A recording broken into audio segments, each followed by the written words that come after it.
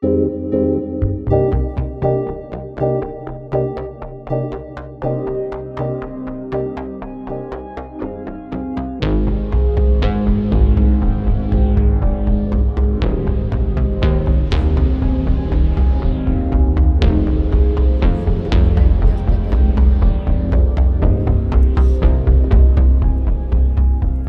à tous, bienvenue sur Podex le podcast de l'externe. et bienvenue également sur Passage de témoins. Aujourd'hui, on accueille Lorraine. Bonjour Lorraine. Salut, Tu es interne en dermatologie en premier semestre. c'est exact. On va parler un petit peu de ton parcours, on va te poser quelques questions sur ton externat, sur par là où tu es passé, sur ta méthode de travail, etc. Donc pour remettre un petit peu le contexte, c'est le deuxième épisode qu'on fait sur Podex en collaboration avec le TACFA. C'est un épisode qui sera également diffusé donc en vidéo sur leur chaîne YouTube Passage de témoins. Voilà, on est ravis de cette collaboration. C'est vraiment un truc très cool qui avait beaucoup marché avec le premier épisode que vous avez bien accueilli. Donc on est très contents. Si vous ne l'avez pas vu, vous pouvez aller voir Marie qu'on a posté dernièrement. Et puis on va commencer tout de suite avec notre Ouais. première question qu'on a bien posée. C'est finalement qu'est-ce qui t'a motivé à te lancer dans les études de santé? Toi, t'es passé par Pluripass à Angers en 2015. Vas-y, dis-nous un peu ce qui te trottait dans la tête à ce moment-là. C'est vrai que les études de santé, ça a toujours tourné autour de moi. Depuis petite, la pharmacie dans un premier temps. Ça, c'était plutôt en primaire. Après, au niveau du collège, je commençais à m'orienter plutôt vers la puériculture. Et puis, j'avais eu un enseignant en quatrième, mon prof principal, qui m'avait dit mais pourquoi tu veux pas faire plus que puériculture? Et je m'étais dit, bah, la médecine, ça m'intéresse beaucoup, mais ça me fait vraiment peur. Bon, petit à petit, le projet a mûri et c'est vrai qu'au lycée, j'ai aussi rencontré des amis qui partaient sur des études médicales. Donc, ça m'a probablement orientée un peu aussi en me disant ça me rassure. J'ai mes copains de lycée qui partent aussi sur les bancs de la fac de médecine. Je vais tenter une année et je verrai bien ce que ça donne. Pourquoi le soin plus spécifiquement? J'ai toujours aimé le relationnel avec les gens. J'ai toujours été contente de voir du monde, de discuter. L'aspect de soin, de pouvoir aider des personnes qui ont des besoins, que ce soit psychologiques ou purement médical, on va dire.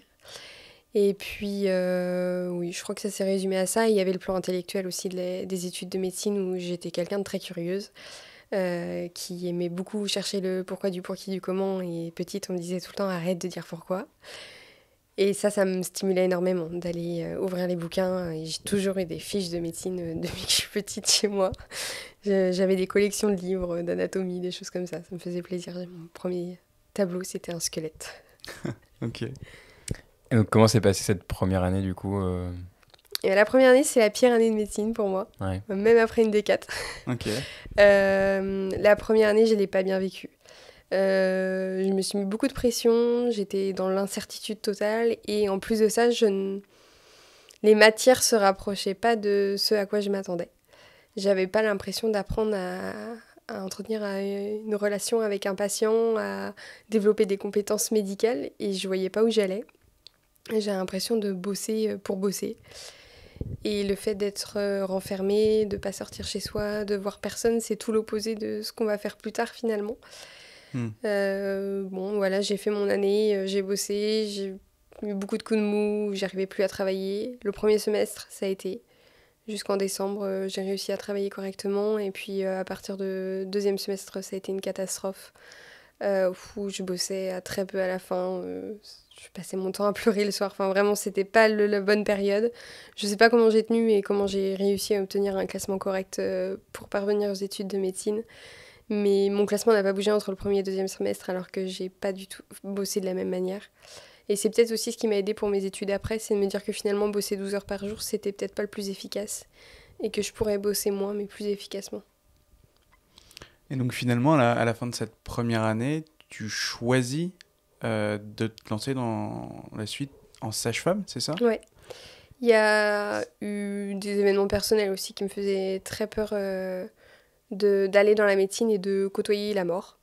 Ça, je m'en sentais pas encore capable. J'avais pas l'impression d'avoir les épaules pour ça. Et surtout, Je me sentais pas compétente pour un jour accompagner un patient, faire un diagnostic, proposer une prise en charge thérapeutique. J'avais vraiment peur de ça. Et en choisissant le milieu de la maïeutique, il y avait le côté où on côtoie la mort, mais beaucoup moins fréquemment. On est quand même le plus souvent accompagnant de moments joyeux pour une famille, de moments de construction d'une vie et pas d'accompagnement de fin de vie. On a une équipe médicale complète avec des médecins en plus derrière nous, où le jour où ça devient trop pathologique, où on ne sait pas comment faire, et ben on peut solliciter une autre personne. Et ça, pour moi, c'était très rassurant de me dire que j'étais pas, entre guillemets, le dernier maillon de la chaîne où fallait décider d'une prise en charge thérapeutique pour un patient et des soins qu'on allait faire. Même si aujourd'hui je me rends compte que dans les études médicales, finalement, même quand on est à le statut de médecin, on n'est jamais seul et qu'on a toujours des confrères pour nous aider quand on est dans des situations bloquantes. Mais ça, j'avais pas encore ce regard-là. Et je suis partie à l'école de sage-femme en me disant que voir des femmes et des enfants, ça me correspondait bien aussi au niveau de mon caractère. Et donc, tu as fait 3 ans, tu es allé au bout de ta licence, en maïeutique. Comment est-ce que tu l'as vécu? Est-ce que ça correspondait à tes attentes et à ce que tu voyais dans ces études? Dès les deuxièmes années de sage-femme, on est en stage. Et au fur et à mesure des stages, je me disais, il me manque quelque chose et j'ai pas l'impression de m'épanouir au maximum de mes capacités. J'avais fait mon stage de fin de P1 déjà en HAD, j'avais beaucoup aimé. Hospitalisation à domicile? Oui, qui m'avait bien plu. Et après, j'avais fait un stage infirmier à l'école de sage-femme en hépato-gastro. Alors, c'était pas une spé qui me plaisait, mais j'avais pu voir autre chose aussi que la gynéco-obstétrique. Et je m'étais dit, finalement, il y a peut-être d'autres choses qui sont intéressantes dans le cursus médical, autre que la gynéco-obstétrique. Et après, au fur et à mesure de mes stages, je me rendais compte que je ne m'épanouissais pas. Parce que il y avait trop de limites au niveau de la prise en charge des pathologies. Et finalement, la pathologie, j'en reviens à ma curiosité, mais c'est ce qui m'intéressait beaucoup. Et bon, après, on peut la bosser. Il y a beaucoup de sages-femmes qui connaissent finalement les pathologies et savent un peu ce qui est fait comme prise en charge, mais c'était pas toi qui étais décisionnaire finalement de ça. Et j'ai grandi, j'ai eu l'accompagnement familial idéal pour prendre confiance en moi. J'en ai parlé avec ma directrice de l'école de sage-femme à l'époque, Cécile Rouillard, qui m'a vraiment accompagnée sur ce projet. Et je pense que ça a été un moteur dans ça qui m'a accompagnée, qui m'a aidée à faire les démarches. Et on a créé le dossier ensemble. Elle m'a interrogée sur mais pourquoi tu veux partir? Qu'est-ce qui fait que tu es motivée pour des études de médecine? Et je me sentais plus à l'aise avec le patient. J'avais eu quelques situations moins rigolotes, on va dire, et j'ai vu que j'avais réussi à prendre ces situations en charge sur le plan médical sans que ça ait de répercussions dans ma vie personnelle derrière. Donc je me suis lancée et j'ai commencé par un dossier écrit pour faire une demande Formelle. et pour réintégrer la deuxième année de médecine. Et une fois qu'on a fait cet écrit-là, on est accepté ou pas à un oral qui se déroulait sur Nantes, un oral de passerelle. Et ça a été mon cas. C'était une lettre de motivation et un CV qu'il fallait fournir en fait pour décrire notre projet et ce qu'on voulait faire derrière. Et donc je suis allée à cet oral et ça a été l'oral le plus merveilleux de ma vie. C'est vrai. C'est ce jour-là où j'ai compris que les jurys étaient bienveillants sur des oraux. Qu'ils étaient vraiment là pour exploiter nos connaissances, nos compétences et pas nous détruire. Et j'ai présenté, je pense que j'avais la passion dans les yeux de ce projet-là quand je suis arrivée devant eux et ça s'est vu. Et j'ai eu un jury vraiment exceptionnel qui était souriant, qui s'intéressait et je suis sortie de la salle en me disant c'est bon, je vais intégrer des études de médecine, mon projet les a convaincus et ce projet c'est le mien, donc ça va bien se passer ces études derrière. Donc finalement, je pense, c'est ce qu'on comprend, je pense, c'est que tu avais quand même besoin finalement, comment dire ça, t'as toujours voulu faire médecine en fait, mais tu avais peut-être besoin de temps pour te faire confiance comme tu dis et comprendre vraiment pourquoi tu voulais le faire. Et puis je pense que je voulais le faire, mais t'as pas forcément... Enfin, tu connais pas encore beaucoup de choses dans le milieu médical, tu sais pas comment s'organise une équipe pluridisciplinaire, tu connais pas les fonctions de tout le monde. C'est quelque chose qui est hyper flou finalement. Quand tu arrives en P1, tu sais pas ce qui se passe, comment fonctionnent les hôpitaux, puisque c'est pas accessible en stage avant d'être dans le milieu médical. Et la prise de confiance, quand on a 17 ans, qu'on a déjà peur de prendre sa voiture, entre guillemets, on ne se sent pas d'avoir dans les mains des patients qui ont des maladies graves, qui mettent leur pronostic vital entre nos mains. Vraiment, j'avais peur de ça. Mais ça, je pense que ça demande beaucoup de maturité aussi d'avoir toute cette réflexion et de se dire, alors que voilà, on est en P1, de réaliser qu'en fait, tu arrives dans ce monde-là. Enfin, moi, personnellement, je me posais pas ces questions et je réalisais absolument pas dans le monde dans lequel je débarquais, quoi. C'est clairement en stage et en comprenant et en y allant que tu te fais face un petit peu à la réalité du terrain, quoi. Et Mais l'innocence, je pense, permet de recruter ouais, plein de médecins. bah sûrement, bien sûr. Oups. Et du coup, donc c'est cette passerelle parce que on sait que ça existe, etc. Mais donc toi, tu dis que finalement, en fait, avec un CV, une lettre de motivation et un oral et de la passion dans les yeux, ça se passe bien. Oui, c'est vraiment ce qu'ils veulent, c'est qu'on ait un projet qui soit solide, que ce soit sur le plan personnel, sur le plan financier et notre projet professionnel derrière. Le jury va autant nous interroger sur comment on va se financer, que qu'est-ce que vous voulez faire dans votre projet médical, parce que finalement, ça participe énormément à la réussite de nos études, de se sentir stable et d'avoir le bon entourage autour de nous. Je crois que c'est la base déjà pour être bien soi, pour pouvoir faire les études et du soin derrière. Et le m'a interrogée sur ça et à cette période-là de ma vie, j'avais digéré tout ce que j'avais à digérer sur le plan personnel qui m'avait bloqué dans mes études médicales. J'avais accepté les choses et je me sentais bien et épanouie à côté. Donc finalement, quand on arrive devant des personnes et qu'on a le sourire, qu'on est épanoui, qu'on est détendu, bah ça change tout. Et puis j'imagine que quand tu leur présentes ton projet, de toute façon, ça t'engage à rien, même quand tu arrives de passerelle. T'es pas en train de signer un CESP ou quoi que ce soit. Voilà, Pas du tout. tu leur présentes ta vision des choses, mais ça peut toujours évoluer au fur et à mesure de tes études aussi, quoi. Et quand le projet que j'ai présenté n'est pas celui qui va aboutir dans quelques années, puisque je connaissais pas encore beaucoup les spécialités et que je m'étais dit j'irais faire médecine générale pour voir du 0 à 100 ans et de toutes les pathologies. Et finalement, aujourd'hui, c'est pas ce que j'ai choisi. Et donc, par étape, quand tu reprends sur la deuxième année, t'as repris en deuxième année de médecine, c'est Ouais. ça? Comment est-ce que tu fais pour, j'allais dire rattraper les wagons, mais c'est plutôt, enfin, reprendre le train en route. Comment est-ce que tu fais pour te remettre un petit peu dans l'état d'esprit des études, de te dire qu'après avoir fait 3 ans de licence, il faut reprendre à partir de la deuxième année sur des domaines un petit peu différents de ce que tu as pu voir, avec un âge un petit peu plus avancé que les autres. Comment est-ce que tu fais pour te remettre un petit peu dans l'ambiance? Alors, sur le plan purement études, on va dire scolaire, c'était pas si difficile que ça parce que les études de sage-femme, la deuxième et troisième année, on voit beaucoup d'autres matières. On voit de la néphro, on voit de la cardio. On nous donne des connaissances de base sur de la physiopathie de l'être humain globalement. Et ça m'a pas gênée parce que finalement, après fin de la P1, il n'y avait pas énormément de connaissances physiopathes que j'avais oubliées de 2 ans auparavant. J'étais quelqu'un de bosseuse, j'ai toujours bossé régulièrement et dès la P2, je me suis mis dans le train, première semaine, j'étais à mes cours, j'ai fait mes feuilles et j'ai révisé le soir. Et ça m'a pas gênée. C'était ma méthode de travailler régulièrement et j'aimais ça. Dès que j'ai eu les premiers cours de physiopathe, j'étais hyper contente de comprendre plein de choses et d'apprendre ça, ça me faisait réfléchir d'autant plus et ça m'a servi pendant toutes mes études de médecine surtout. Jusqu'à la D4, mes cours de P2 que j'avais vraiment bossé, ça me permettait de faire des raccourcis après derrière, même si on oublie quelques lignes de physiopathe, une fois qu'on a intégré la physiopathe, il y a des raccourcis qui sont et derrière ça rentre tout seul.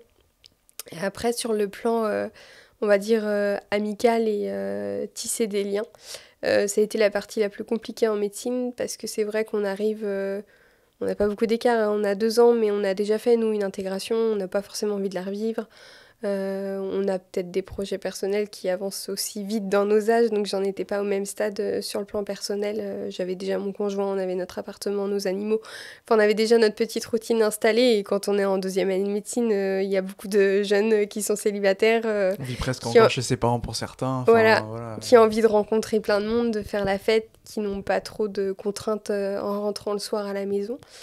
Heureusement, il y avait quelques passerelliens avec moi, dont une copine qui est encore une copine, Sandra, et avec qui j'ai tissé des liens. On n'était pas beaucoup, mais on s'est soutenus entre nous et puis entraidés parce que c'est vrai qu'il y a d'autres passerelliens qui arrivaient, qui avaient 35 ans, qui avaient pas mis les pieds dans les études depuis 10, 15 ans parce que ils étaient infirmiers déjà depuis plus d'une dizaine d'années. Donc on s'est pas mal aidés entre nous au début. Et puis petit à petit, finalement, même sans, pour ma part, participer aux intégrations, j'ai rencontré de fil en aiguille d'autres étudiants et maintenant j'ai mes copines de médecine qui se sont faites au fur et à mesure des années.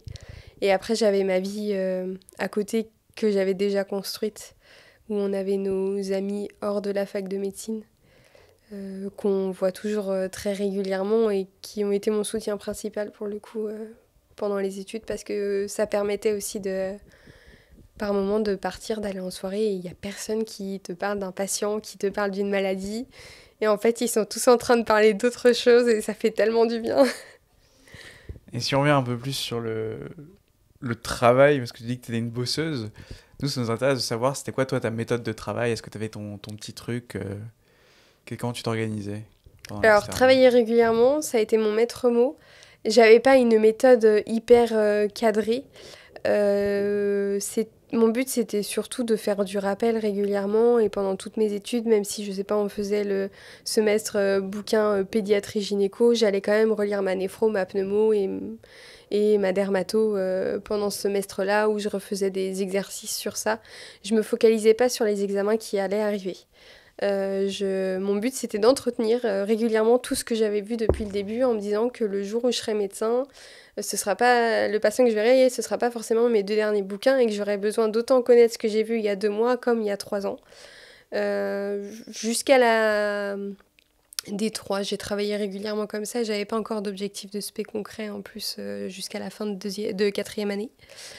Donc là, tu pensais même pas ECN, tu pensais juste pratique future, en fait. Je pensais juste à me dire, Ouais. je veux être un médecin compétent qui sait répondre aux attentes de ses patients. Et en plus, je trouvais ça d'autant plus satisfaisant quand tu allais en stage le matin et que tu comprenais le patient dans sa globalité et que tu savais comment l'orienter, que tu connaissais tes limites, mais que tu savais quels examens faire avant de l'adresser au spécialiste. C'était plus dans l'objectif de savoir prendre en charge un patient dans sa globalité et de sortir en se disant aujourd'hui je me suis sentie compétente, j'ai su ça. Bah, puis moi, ce que je vois, c'est que si tu t'y es mis dans cet état d'esprit dès la P2 ou dès la D1, que tu n'étais pas trop tenté par les soirées et par tout ce qu'elle est avec, que tu avais un équilibre de vie qui était bien avec tes amis, avec ton conjoint, que tu te sentais bien dans ta tête et que ça avançait comme tu voulais. Enfin, clairement, avec un peu d'organisation, finalement, tu avais toutes les clés pour y arriver, quoi. Oui, et c'est aujourd'hui ce que je conseille à la majorité des personnes, c'est de partir en étant bien. Et si on n'est pas bien, de patienter le temps qu'il faut, de se faire accompagner pour être bien soi-même, construire sa vie personnelle et après construire la vie professionnelle parce que la vie professionnelle va super bien se construire quand tout le reste va bien derrière. Et moi, c'est la clé de ma réussite. Ça, c'est un peu le cas idéal, mais moi, j'ai une petite question peut-être un peu plus compliquée, et je sais pas s'il y a une réponse forcément, et c'est pas évident, mais quelqu'un qui, par exemple, se serait pas autant intéressé à ses études et se serait pas mis à travailler suffisamment dès la P2, dès la D1, et qui arrive allez, disons, en D3, il lui reste 1 an et demi pour bosser, enfin 1 an et un été, on va dire, et il veut une spé importante.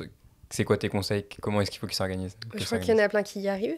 Déjà. Bien sûr. Parce que par expérience, en avoir discuté avec d'autres, j'en ai vu plein qui en 2e et 3e année avaient besoin de relâcher la pression. Et moi, je l'avais peut-être relâché pendant les études de sage-femme, finalement, cette pression de sortie de P1 et d'avoir du temps pour soi. Et je pense que quand on se remet à travailler, alors c'est sûr que 6 mois avant les ECN, c'est peut-être un peu plus compliqué de réaccumuler autant de connaissances. Mais 1 an et demi avant, si on se remet à réviser régulièrement, à peut-être utiliser des supports pratiques et à trouver les bons supports surtout, parce que je pense qu'on n'a pas utilisé les mêmes et qu'il n'y a pas de bons supports, faut juste que ça nous corresponde. Il n'y a pas de raison de ne pas réussir. Après, il y en a qui vont réussir à travailler pendant 1 an 12 heures par jour, et il y en a qui ont besoin de travailler 8 heures par jour, mais pendant 2 ans. Puis moi, ce que je vois, c'est c'est l'état d'esprit aussi. C'est un tout, mais si t'es curieux, tu parles de physiopathe, de comprendre, de voir un patient dans sa globalité, de t'organiser de ton côté. Je pense que c'est une organisation qui permet aussi, si t'aimes ce que tu fais, tu l'apprends beaucoup mieux. Et si tu peux le voir en stage et le voir au côté pratique, ça rentre quand même beaucoup plus facilement que si tu te le martèles dans le crâne à la BU toute la journée. Oui. Mais c'est pour ça qu'il faut choisir ce qui nous correspond d'un point de enfin, sur son métier. On ne peut pas faire ce métier-là si ça nous dégoûte, qu'on n'a plus envie de travailler. Et ça sert à rien de se faire mal à ce point-là alors que ça nous plaît pas. Et ça a le droit de pas nous plaire. Et donc toi, le métier qui te correspond, c'est la dermato. Comment est-ce que t'en es arrivé à ce choix? Quand est-ce que ça s'est fait? Est-ce que c'était un stage? Et ben c'était loin d'être le cas. Quand je suis rentrée en médecine, je m'étais dit « Oh, mais tout sauf dermato !» C'est vrai, ouais. Et en 4e année, je fais un stage chez le médecin généraliste, ce qui était mon projet professionnel. Ce stage s'est très bien passé. Et en consultation, j'étais en périphérie d'Angers, dans une petite ville à 40 minutes, peu lotie en spécialistes. Et il y avait beaucoup de patients qui venaient avec des boutons.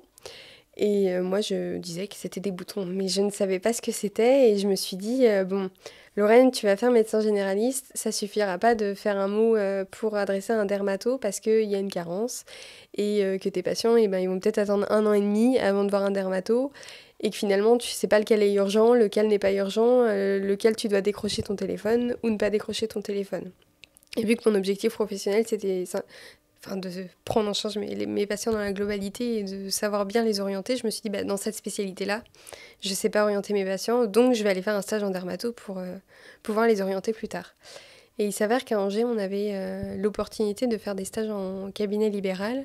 Et je me suis dit, finalement, c'est ce qui va se rapprocher de ma pratique clinique en tant que médecin généraliste, c'est de voir ce qu'il y a de plus fréquent en pathologie dermatologique. Ce qui est rare, j'en aurai peu. Et le jour où ce sera rare et grave, je les adresserai au CHU, mais mes compétences s'arrêteront là. Et avec le libéral, je saurai déterminer si c'est grave et si je dois décrocher mon téléphone pour l'hôpital. Donc je choisis d'aller faire ce stage en dermato-libéral juste après mon stage de médecine générale. Et puis j'ai été accueillie par 2 dermatos différentes, donc j'ai pu voir 2 pratiques différentes. Et au fur et à mesure du stage, je rentrais le soir et j'avais le sourire comme jamais. Et j'étais un débit sans fin à mon copain. Je disais « Oh, aujourd'hui j'ai vu ça comme pathologie, c'est trop bien. » Il me regardait avec des yeux « Je ne comprends rien de ce que tu dis, mais ça a l'air très chouette. » Et ce que j'ai adoré dans cette spécialité, c'est le diagnostic visuel. De regarder un patient sans faire d'examen complémentaire et d'avoir beaucoup d'hypothèses diagnostiques. Et parfois une seule hypothèse diagnostique en étant certain que c'était ça. Rien qu'à l'inspection, ouais. À l'examen clinique. Et puis le relationnel aussi avec les patients qui est particulier puisqu'on examine leur peau. Ça a quand même une représentation importante dans le quotidien des personnes. C'est la première apparence de quelqu'un. Il y a tout l'aspect pathologie chronique, avec l'accompagnement, l'éducation thérapeutique du patient, qui est quand même prépondérant dans l'eczéma, le psoriasis. Je parle des maladies fréquentes, mais il y en a d'autres. Et je retrouvais le côté voir des patients de 0 à 100 ans. Et ça, j'avais coché la médecine générale en me disant je vais voir des patients de 0 à 100 ans. Et il y a beaucoup de spécialités finalement où on se spécialise chez l'adulte et on fait plus trop de pédiatrie. Et ça, c'était quelque chose que j'avais du mal à mettre entre parenthèses parce que les enfants, c'est un public que j'aime beaucoup, même si je voulais pas en faire mon quotidien parce que j'aimais bien diversifier. Et ça, j'ai vraiment retrouvé ça en dermato où on voyait le tout petit et puis après on voyait de l'ado dans la journée et en fin de journée on finissait avec la personne âgée de 85 ans et c'était des pathologies totalement différentes.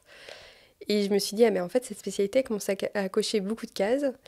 Il y avait la liberté plus tard de me dire mon projet il n'est pas encore parfaitement défini sur est-ce que je vais faire de l'hospitalier, est-ce que je vais faire de l'universitaire, est-ce que je veux faire du libéral. Cette spé elle coche ces cases là. Je me suis dit en fait c'est ça. J'ai jamais été aussi heureuse pendant un stage. Ça me correspond parfaitement, ça coche les cases que je m'étais dit que je voulais faire. Donc je me suis dit, go, maintenant, il y a un objectif, c'est avoir une place en dermato, n'importe où, mais avoir une place en dermato à tout prix. Et de là, je suis plus passée, en plus de vouloir développer mes compétences pour les patients, à me dire, faut que j'ai ce concours avec le classement qu'il faut pour la dermato. Et c'était à quelle période, ça, du coup, ta révélation ? Fin de 4e année. En fin de 4e année ? Ouais. Ok, donc assez tôt quand même pour te mettre un objectif concret, en fait, c'est ça ? Ouais, il me restait 2 ans. Et j'ai tellement aimé ce stage-là que mes maîtres de stage ont accepté que je repasse mon été avec elles, en plus de mon stage que que je faisais en chir plastique. Donc j'ai continué tout l'été à y aller et ça a été ma source de motivation pour bosser l'été de la 4e à la 5e année. Ou quand tu vois le beau temps dehors et tout, et tu dis, faut que je bosse. Mais en fait, quand tu viens de faire 3 heures de consul de dermato et que ça t'a trop plu, et ben, t'ouvres ton bouquin et tu bosses, et ça passe tout seul, quoi. C'est incroyable. C'est beau de voir la passion comme ça. Ouais, vraiment. Une belle histoire. Et du coup, donc tu dis que tu bosses, ça t'a motivé, etc. Et ensuite, aux ECN, c'est bien passé et ça n'a pas été un problème pour toi? Petit à petit, j'ai commencé à m'activer de plus en plus en visant les ECN. Mais ça s'est bien passé déjà parce que par rapport à la P1, j'allais en stage tous les matins. Donc je voyais du monde, je voyais des patients, je savais à quoi servait ce que j'apprenais et j'essayais de mettre en pratique ce que j'avais révisé dans les jours qui précédaient en stage. De me dire, aujourd'hui j'ai bossé de la cardio, il y a un patient qui a tel antécédent, je vais me pencher à fond sur le dossier. Il a une insuffisance cardiaque. Et pendant le stage, je me refaisais mon tableau des étiologies d'insuffisance cardiaque, le bilan qu'il fallait faire, et puis je me disais, ah oui, bon, alors lui, ça va là, ça va dans tel schéma, il a eu tel bilan, on a fait tel diagnostic. Et du coup, je voyais la pratique de ce que je révisais, et ça, c'était hyper motivant. Et puis, je trouve que plus on apprend, plus on connaît, plus on a encore envie d'apprendre, de comprendre encore plus de choses, et finalement d'aller chercher par soi-même. Il y a des moments où je me perdais dans des trucs qui n'étaient pas du tout au programme des ECN. Et je me retrouvais à aller chercher des détails que j'ai oubliés probablement, ceux qui ne sont plus de ma spé. Mais j'étais heureuse en fait d'aller travailler ces moments-là. Après, il y a des moments qui étaient moins sympas et il y a toujours des moments où ça va moins bien. Enfin, c'est quand même une période charnière dans notre vie. On sait que ça va déterminer quand même beaucoup de choses. Même si c'est pas une fatalité et qu'il y a des gens qui font une spé différente que celle que prévue et ils s'épanouissent aussi dans leur travail. Mais j'avais aussi et toujours mon entourage, mon conjoint, qui était présent pendant cette période-là. Et quand il y avait des coups de blues, lui savait comment aller remonter. Et il me parlait de la dermato, et il me rappelait mes stages et il me disait « Mais tu te rappelles, ça vaut le coup hein !» Et donc, on en discutait un petit peu juste avant de commencer l'enregistrement. Tu as choisi de rester sur Angers, tu as fait ton externat ici, tu as choisi de faire ton internat ici. Pourquoi est-ce que tu as choisi de rester à Angers et pourquoi pas une autre ville qui pourrait être plus attirante, plus prestigieuse? Je sais pas s'il y avait d'autres villes à mon goût qui sont plus attirantes aujourd'hui. Ouais, ça fait une belle pub pour la ville. C'est très cool Angers, ceci dit, vraiment. C'est très sympa. Mais non, quand j'ai fini les ECN, j'avais d'autres villes en tête. Je m'étais dit qu'on bougerait. Avec mon conjoint, on en avait pas mal parlé et on ne se projetait pas forcément de rester dans cette région-là. Parce qu'on s'était dit que là où je ferai mon internat, ce sera là où on s'installera. Parce que lui travaille déjà, notre vie personnelle a déjà bien démarré et on ne voulait pas se redire qu'on allait redéménager à l'autre bout de la France dans 10 ans, par exemple. Donc j'ai contacté les autres villes, les autres référents des autres villes, plusieurs villes. Et après discussion, j'avais quand même plusieurs points négatifs qui ressortaient dans certaines villes. Et j'ai rencontré notre PUPH de dermato à Angers qui m'a reçue. On a pas mal discuté et finalement ça correspondait à ce que je voulais. Il y avait l'aspect qu'Angers est une ville de taille moyenne, donc j'allais connaître tous ceux qui m'entouraient autour de mon internat. Que les stages étaient assez libres sur Angers et que finalement j'allais pouvoir dessiner mon parcours professionnel au fur et à mesure de l'internat en ayant des choix assez libres. Et ça, j'ai trouvé ça très sympa. On a des internes qui veulent aller faire de la dermatopédiatrie. Elle part un semestre à faire de la pédiatrie en plus sur sa maquette. Ça, j'ai beaucoup aimé. Il y avait l'équipe que je connaissais et ça rassure un peu plus. Et puis la ville en elle-même. Par rapport à son cadre de vie, le fait que ça reste une vie qui est dynamique mais pas trop grosse où on peut tout faire à pied. Et puis il y avait la famille qui restait là et ça c'était le gros point négatif pour partir. Et beaucoup de possibilités d'évolution dans notre carrière à Angers. Il y a plein d'opportunités derrière. Donc là, on arrive vers la fin de ton premier semestre. Ça fait quelques mois ça fait depuis novembre que ça a commencé. Tu nous as raconté un peu que tu avais pu choisir en fait même ton premier stage. Tu es en maladie infectieuse en ce moment. Oui. Comment est-ce que ça s'est passé les premiers jours à l'hôpital en tant qu'interne? Comment tu t'es débrouillé? Est-ce que c'était compliqué? Sur notre maquette de dermato à Angers, on doit faire un semestre hors filière et un semestre en filière.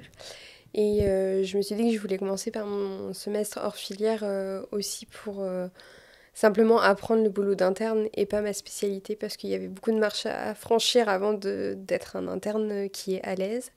Et les maladies infectieuses, c'est une spé que j'avais beaucoup aimée, qui m'avait fait quand même hésiter aussi avec la dermato, où j'étais passée en tant qu'externe. Et j'avais beaucoup aimé ce qu'on faisait. C'était à la fois, il y a une partie médecine polyvalente, parce qu'il y a beaucoup de liens en maladies infectieuses sur Angers.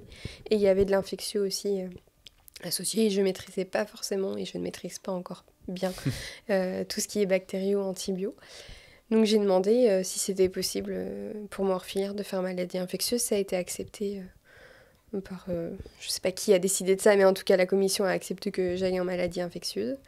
Et donc j'ai débarqué le 2 novembre, bébé interne, avec des plus vieux internes. On n'est que 2 jeunes internes de premier semestre sur les 9. J'ai eu la chance justement qu'il y ait des plus vieux internes, notamment des internes qui ont 5 semestres dans les pattes et qui savent bien plus que moi comment gérer un service d'hospitalisation conventionnel. Donc j'étais avec un binôme en 5e semestre à mon étage les premières semaines. Et ça fonctionne Ils comme ont ça, réparti... ils vous mettent en binôme comme ça pour les premiers jours, les premières Ils ont semaines. réparti par étage à peu près même nombre de semestres à chaque fois. Donc les 2 premiers semestres étaient sur un étage différent. Ça nous permettait de solliciter nos coins internes quand on avait des questions qui nous brûlaient sur les posologies notamment. Ça, c'est hyper difficile. Et voilà, j'ai commencé, déjà très bien accueillie par l'équipe. Le premier jour, les chefs ont fait le tour avec nous de tous les patients. Donc j'ai trouvé ça confortable de débuter sans être seule, d'avoir un chef qui est présent et qui nous présente les patients. Et puis petit à petit, on se lance dans la cage et on apprend par nous-mêmes. Après, l'avantage, c'est qu'on a les coordonnées de nos chefs, on les appelle quand on veut, ils nous répondent à n'importe quelle heure par téléphone. Et ça enlève une certaine pression de se dire, derrière, le jour où je sais pas gérer, je sais que je peux appeler avant de faire n'importe quoi. Donc, quand il y a des situations graves, des patients qui sont instables, qu'ils soient à 8h, midi ou 13h ou 16h, j'appelle mon chef et j'en discute avec lui. Le premier mois et demi a été très dense. J'étais érincée à la fin. C'était vraiment... Là, j'ai beaucoup vécu médecine et j'ai pas eu le temps de me préoccuper des à côté de la vie, on va dire, ce qui m'a beaucoup manqué. Et puis petit à petit, j'ai réussi à prendre le rythme. Ça s'est fait naturellement, finalement, d'apprendre à gérer entre 7 et 10 patients à la fois. Et finalement, après, on s'en rend plus compte, mais il y a des choses qu'on fait beaucoup plus rapidement. Au début, mes bilans bio, je vérifiais avant de partir à 20h 10 fois que j'avais bien prescrit pour monsieur untel la bio, le temps, ce que j'avais mis dans ma bio. Je relisais toutes mes prescriptions, mes ordonnances 15 fois et finalement, ça prend énormément de temps de se relire. Et maintenant, j'ai besoin de... Enfin, je revérifie toujours, mais je revérifie une seule fois au lieu de revérifier 10 fois le soir avant de partir. Et puis, il y a des raccourcis qui sont... pour des médicaments, on n'a plus besoin de retourner sur le Vidal, regarder les posologies, comment ça s'introduit, si ça se met le matin, le midi, le soir, les interactions médicamenteuses qu'on commence à connaître un peu plus. Donc, il y a moins de recherches qu'on fait et on gagne du temps. Et puis, là, la fin du 4e mois approche à grands pas. Ça se passe très bien au niveau des horaires. J'arrive à me libérer le soir vers 19h, 19h30 en moyenne. Et puis je recommence à vivre ma vie personnelle à côté. Et c'est super chouette. Mais j'ai quand même très très hâte de commencer mon semestre de filière. Surtout que c'est rigolo parce qu'on est étiqueté comme l'interne de dermato. Et donc on vient nous voir, on nous dit « Ah mais il y a un truc là pour toi, tu peux venir voir ?» Finalement, j'ai mes connaissances d'externe, mais j'ai pas encore beaucoup plus de connaissances. Et même si j'ai commencé à faire 2-3 congrès, ça va pas suffire pour que je vous aide. Avant que tu nous parles justement de ce que tu fais aussi à côté, parce qu'on a envie d'en savoir plus, je me demandais, est-ce que vous faites des gardes aux urgences aussi pendant l'internat de dermato ? Oui, sur tous les semestres où on est en hospitalisation, on a nos gardes à faire comme tous les autres internes. Ouais. Alors sur Angers, c'est en décroissance, donc le premier et deuxième semestre, on en a beaucoup plus qu'en, par exemple, 8e semestre. Au premier semestre, j'en ai 11 à faire. Et c'est aussi pour ça que j'ai choisi maladie infectieuse, pour avoir vu de la médecine polyvalente et apprendre à gérer aux urgences, parce que il y a deux deux zones sur les urgences. Il y a les patients qui sont en secteur couché et patients en secteur assis, et quand on est, enfin debout, pardon. Et quand on est sur le secteur des patients debout, on a un bip avec nous qui est l'astreinte de l'hôpital, où on doit se déplacer si les infirmières nous appellent dans la nuit parce qu'il y a un problème dans le service. Et ça, c'est particulièrement stressant. C'est pas quelque chose où je me sens à l'aise et je n'aime pas du tout. Ah Je oui. n'étais pas quelqu'un qui aimait gérer les urgences de base. Et j'ai un peu appris quand même à gérer les sepsis dans mon service et à savoir présenter aussi un patient au réanimateur en pleine nuit. J'appréhende toujours quand j'ai ces gardes-là. C'est pas un beau moment. Pour le coup, je sais que 2 jours avant, je commence à y penser et la veille, le soir, je me couche, j'y pense. Bon, une fois que c'est fait, c'est fait. Et finalement, pendant qu'on est dans la garde, on se rend compte qu'on sait plein de choses. Et quand on sait pas, on sait vers qui se tourner. Et c'est rare qu'on ait au téléphone quelqu'un qui soit désagréable avec nous et qui nous renvoie bouler parce qu'on devrait savoir faire. Ça m'est quasi jamais arrivé. Et la fin de mes gardes s'est bien passée derrière. Mais Justement, j'étais contente d'aller me ouais. coucher. Justement, tu parles un petit peu de l'équilibre entre la vie professionnelle et la vie personnelle, de laisser un petit peu derrière soi le travail. Et j'imagine qu'au tout début de l'internat, c'est pas évident quand tu fais des grosses horaires et qu'il y a la marche entre l'externat qui est quand même monstrueuse et qui, enfin, moi, me fait vachement peur aussi. Mais bref. Comment est-ce que du coup maintenant, tu arrives à gérer ça et comment est-ce que tu peux... Enfin, j'imagine que c'est propre à chacun, mais laisser un petit peu le travail à l'hôpital et te concentrer sur tes projets perso chez toi, ça c'est quelque chose que tu arrives bien à gérer en ce moment. Ouais. C'est normal d'avoir des craintes. Je crois que s'il y a personne qui n'a pas de crainte et qui n'y pense pas le soir en se couchant avant de débuter l'internat, et ce serait peut-être pas normal dans l'autre sens d'être serein. Je crois que ça nous fait aussi avancer de se mettre du stress et de vouloir bien faire les choses en ayant la peur de ne pas réussir.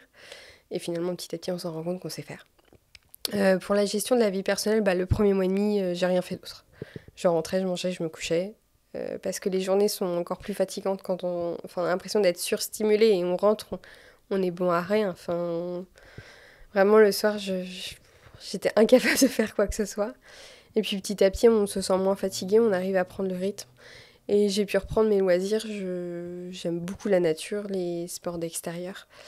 Donc ça, j'ai repris, mais pas encore comme je le voudrais. Par contre, la pâtisserie et la couture, qui sont deux de mes passions, j'ai commencé à m'y remettre. Et ça fait bien plaisir. Et puis, on a avancé sur nos projets personnels avec mon conjoint et on a pu aboutir à ce qu'on voulait, acheter notre maison. Et c'est des choses qui nous motivent, même si on y consacre certaines journées qu'un quart d'heure.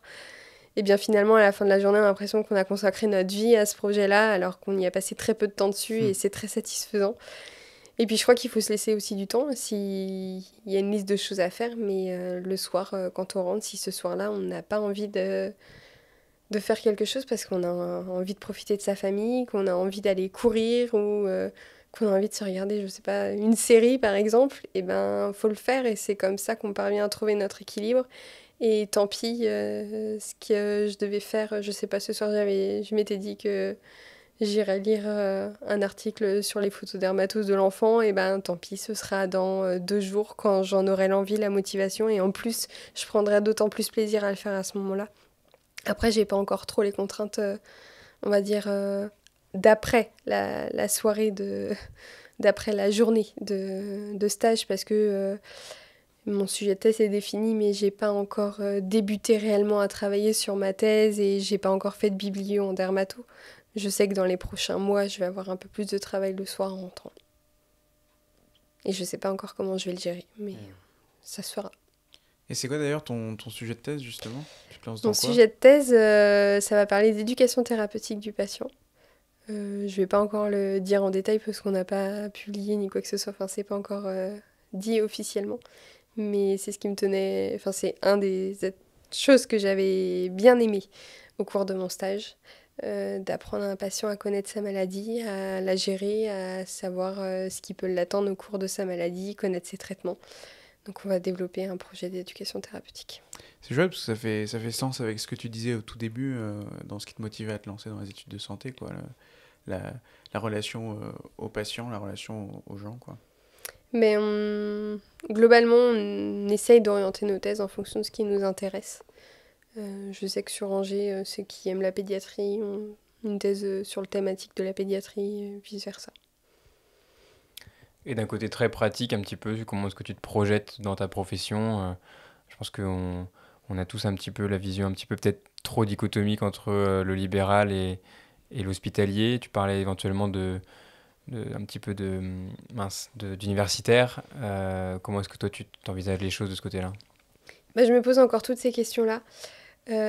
Si j'avais pas pu accéder aux études médicales, je sais que je serais allée vers l'enseignement. Donc c'est forcément une facette qui m'intéresse, l'enseignement. Après, je me pose aussi beaucoup de questions sur l'aspect universitaire, parce qu'on est nombreux, je crois, à avoir nos PUPH qui consacrent 100% de leur vie à ce métier-là. Et je suis pas sûre que j'arriverai à trouver mon équilibre si j'ai plus ma vie personnelle à côté. Et parce que dans nos projets qu'on a personnels, forcément un jour se posera la question d'avoir des enfants ou autre. Et je n'arrive pas encore à savoir si cet équilibre, j'arriverai à le faire. Je me ferme pas de porte sur ça. Et je vais me laisser quelques semestres d'internat pour voir comment je vis les choses et en côtoyant un peu plus les universitaires, voir comment eux vivent les choses, ceux qui arrivent à trouver un équilibre en ayant une vie personnelle derrière. Après, entre hospitalier libéral, je sais pas encore. Ça dépendra des opportunités que j'ai aussi et de ce qu'on me propose. Il y a des choses en hospitalier qu'on peut pas, enfin, qu'on ne retrouve pas en libéral. L'éducation thérapeutique, c'est encore peu développé en libéral parce qu'il n'y a pas de consultation dédiée pour ça. Il y a pas de consultation où on accueille un groupe de patients, par exemple, pour parler de leur maladie chronique, ce qui peut se faire beaucoup plus facilement à l'hôpital. Donc pourquoi pas faire un mix des deux aussi un jour, si c'est possible. Je vais me laisser les semestres pour voir. Puis je connais pas encore suffisamment le travail de dermato. Je l'ai vu que d'un œil d'externe et je l'ai pas vu encore d'un œil de médecin en libéral ni en hospitalier. Et je pense que je le verrai plus au cours de l'internat, en ayant mes responsabilités, que ce soit en hospitalisation de jour, en consultation, en hospitalisation conventionnelle. Et puis je le verrai aussi en libéral parce qu'on a un stage en libéral en tant qu'interne de dermato où on a nos consultations. Je me rendrai un peu plus compte de réellement ce que ça fait d'être libéral seul dans son cabinet. Je pense qu'on arrive vers la fin de notre entretien. Tout à fait. On aime bien toujours demander à nos invités s'ils n'ont pas une recommandation à faire aux externes, aux internes, aux gens qui nous écoutent, que ce soit une recommandation culturelle, que ce soit un livre, un film, un album de musique que tu as envie de partager, quelque chose qui t'a marqué. Qu'est-ce que je pourrais vous recommander ? Je réfléchis. En lien ou non avec la médecine d'ailleurs. Ce sera pas en lien avec la médecine. Ce sera plutôt de la pâtisserie. Ouais. Il y a le dernier livre de Cédric Grolet qui est très sympa. Et sinon, la période des glaces va arriver. Et avoir une sorbetière et faire ses glaces soi-même l'été, c'est très très sympa. Ah oui, je d'accord. vous promets. Je vous conseille de tester, c'est très cool. Et autrement, non, mon conseil à tous, c'est de vivre votre vie comme vous l'entendez. De faire vos choix et pas faire les choix en fonction de ce que vous disent les autres, de comment ils vous voient. Et c'est comme ça qu'on arrivera à être épanoui et de savoir aussi faire des pauses quand ça va pas, de s'écouter. Et je pense que c'est la meilleure clé pour être heureux. Et je crois que notre objectif principal avant tout à tous, c'est de vivre une belle vie. Donc on va commencer par ça et après on deviendra le métier. On aura le métier qui nous correspond. Merci beaucoup Lorraine. Merci pour ces belles paroles. Ouais. Pour ton témoignage. On espère que cet épisode vous aura inspiré et que Lorraine aura réussi à réveiller en vous la passion et je sais pas, que vous trouverez la spécialité. Ouais. Choisissez la spécialité qui vous plaît. Je dirais jamais que dermato est la meilleure spécialité parce que c'est que mon avis personnel. Et n'hésitez pas à me contacter s'il y en a qui ont des questions. C'est sympa. On se dit à plus tard pour un prochain épisode. Ouais.